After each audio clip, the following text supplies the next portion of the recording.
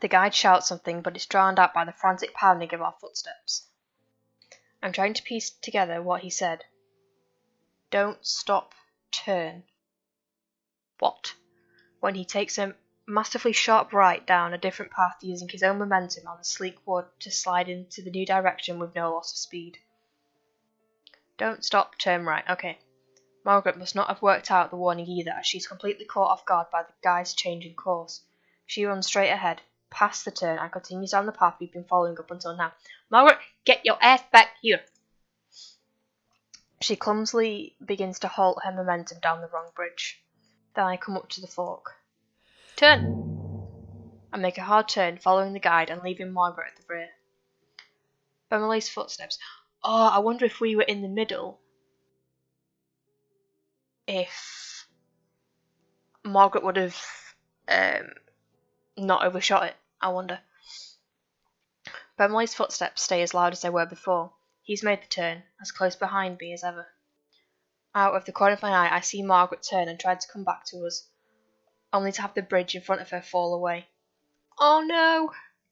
I slow down for a breath, feeling the impulse to turn back, but ignore it. There's no time. Margaret can make the jump, and then she'll rejoin us. Come on, Margaret. I keep my eyes glued to the guide's back, ears perked for Margaret's footsteps approaching behind us. And then I hear it. Oh no! A scream. Oh, I'm sorry, Margaret. I whip around, sliding to a stop. Margaret is sinking. The bridge she's on is sinking into the water. She's disappearing. She didn't jump. Well, why didn't you jump? What are you doing? Exactly. Margaret's head shoots up, her face drained of all colour. Jump! She stumbles near the edge of the bridge, staring at the placid water of the lake. Even from a distance I can see her shaking. I can't say if it's from the bridge's descent or her own fear. She barely seems to remain standing. I swallow painfully. Margaret bends and tries to jump. She curves in a small arc, achieving more height than she should, and lands directly in the lake with a muted splash. Oh, you're an idiot. Beverly starts beside me, but I grab his hand and pull.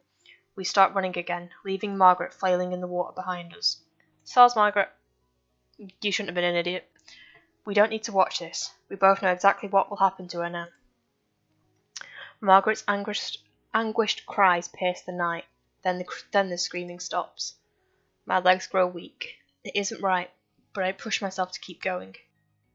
Beverly curses between heavy breaths, calling those things very foul names in his large book. I try to focus on the pounding of my own feet, but my brain won't cooperate. Instead, I imagine Margaret's terror as she's clawed to pieces by the Nixie. Oh.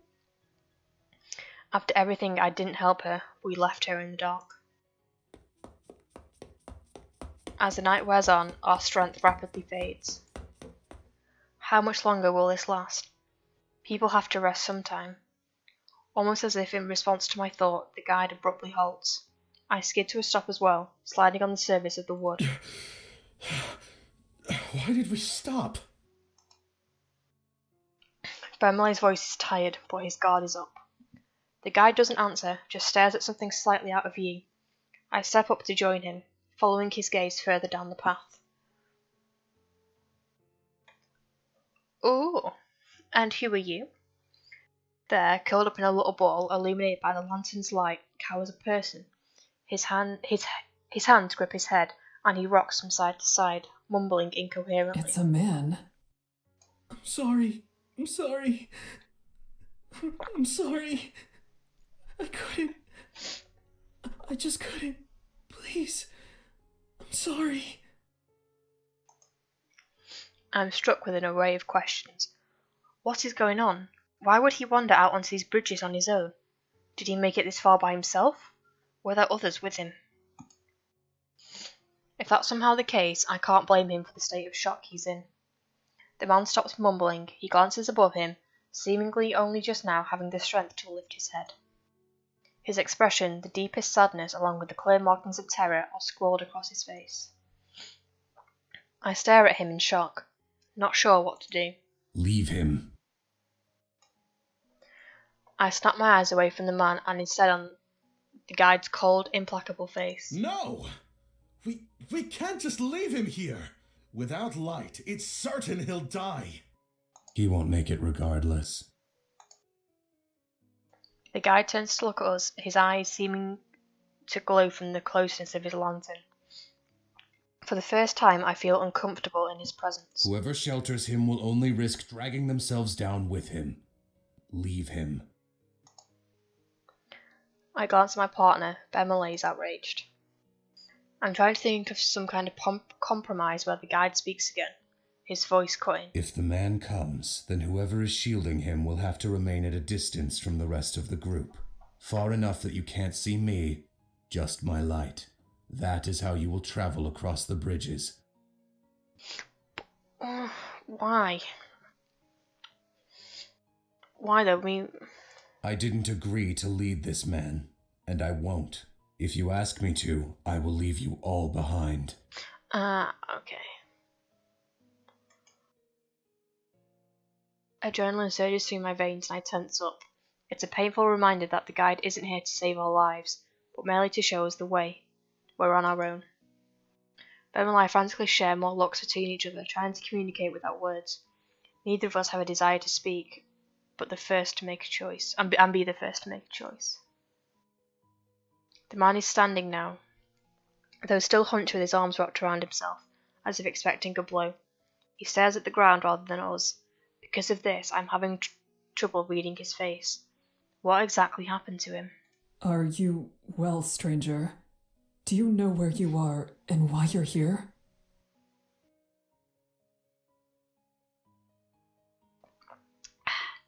He glances up, not at me, but towards me, his eyes resting somewhere near my collarbone. I'm fine. You all can go on your way. Forget you even saw me here. That's absurd. You have no way to defend yourself. We can't leave you. Yes, I'm sure in your eyes I might not seem like much, but that's not exactly a fair shake. Maybe in a perfect world, every man would be as large as you. But that's not how things always go. It doesn't mean I'm defenseless.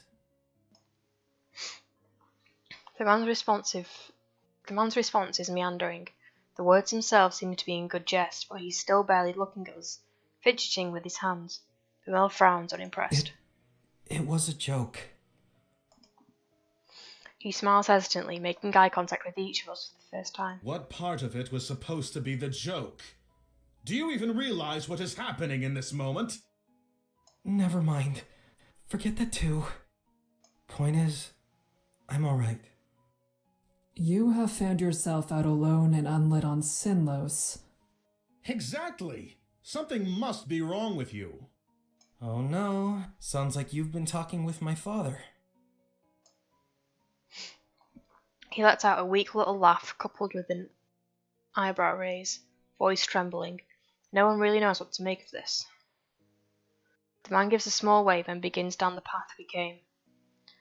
Bemel huffs, tossing his hands into the air. That's not even the right way. It is for me. Oh? You must have come quite a ways if it was the other shore you started on.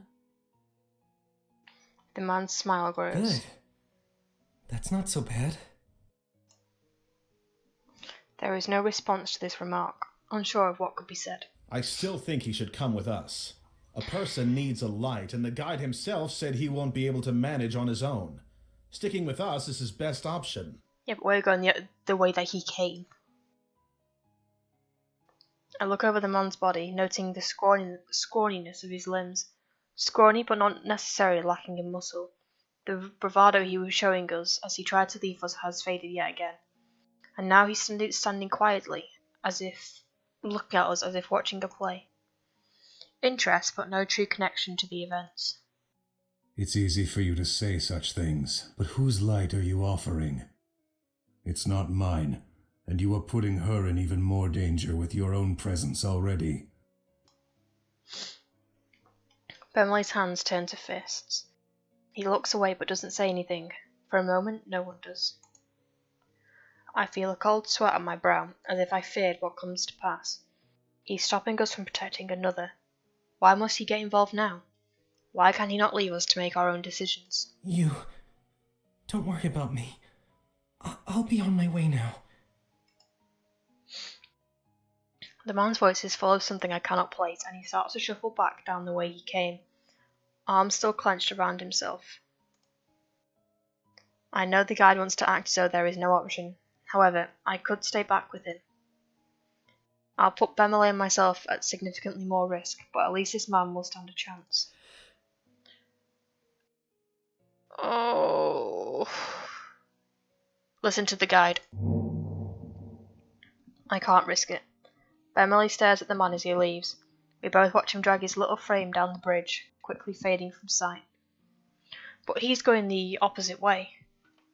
So, to come with us, he'd be going back the way that he came, which would not be good. But if he was crossing, and he had a purpose to, he should have had a guide. If this is as dangerous as everyone says, he should have had a guide. So that's his own fault, and we are not putting ourselves in danger for stupidity. We have to let him go. We've already suffered the loss of one of our own.